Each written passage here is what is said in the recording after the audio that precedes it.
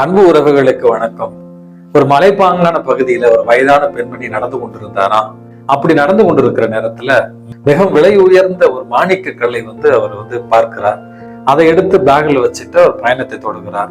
பயணத்தை தொடர்ந்து கீழே வருகிற நேரத்துல அங்க ஒரு இளைஞனை பார்க்கிறார். அந்த இளைஞன் பசியோடு இருக்கிறான். இந்த வயதான பெண்மணி அவருடைய உணவு பொட்டலத்தை எடுக்கிற நேரத்துல அந்த மாணிக்க கல்லை அந்த இளைஞன் பார்த்து விட்டு, அந்த மாணிக்க கல்லை எனக்கு நீங்க தரீங்களா அப்படின்னு கேட்ட உடனே அந்த வயதான பெண்மணி எந்த ஒரு பதிலும் சொல்லாமல் அந்த மாணிக்க கல்லை எடுத்து அந்த இளைஞன் இடத்துல கொடுத்து விட்டாராம்.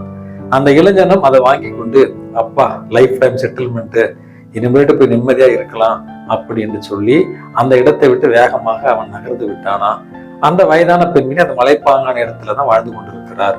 ஒரு வாரம் கழித்து அந்த இளைஞன் மறுபடியும் அந்த வயதான பெண்மணி இடத்துல அம்மா எனக்கு நிம்மதியே போச்சு, என்னப்பா என்ன விஷயம் அப்படின்னு கேட்கிற நேரத்துல, இந்த மாணிக்க கல்லை நீங்களே வச்சுக்கீங்க, இது விலை உயர்ந்ததுன்னு தெரியும், ஆனா இதை கேட்ட உடனே தரணும்னு உங்களுக்கு ஒரு மனசு வந்துச்சு இல்லையா, என்ன பொறுத்த வரைக்கும் இந்த மாணிக்க கல்லை விட அதுதான் உயர்ந்ததுன்னு நான் நினைக்கிறேன், அந்த மனசை எனக்கு தாங்கம்மா அப்படின்னு கேட்டு நின்றானா. அன்பு மிக்கவர்களே, பேராசை நிறைந்த இந்த உலகத்துல போதும் என்கிற மனம் உள்ளவர்கள் மட்டுமே மகிழ்ச்சியாக இருப்பார்கள், மகிழ்ச்சியாக உறங்குவார்கள்.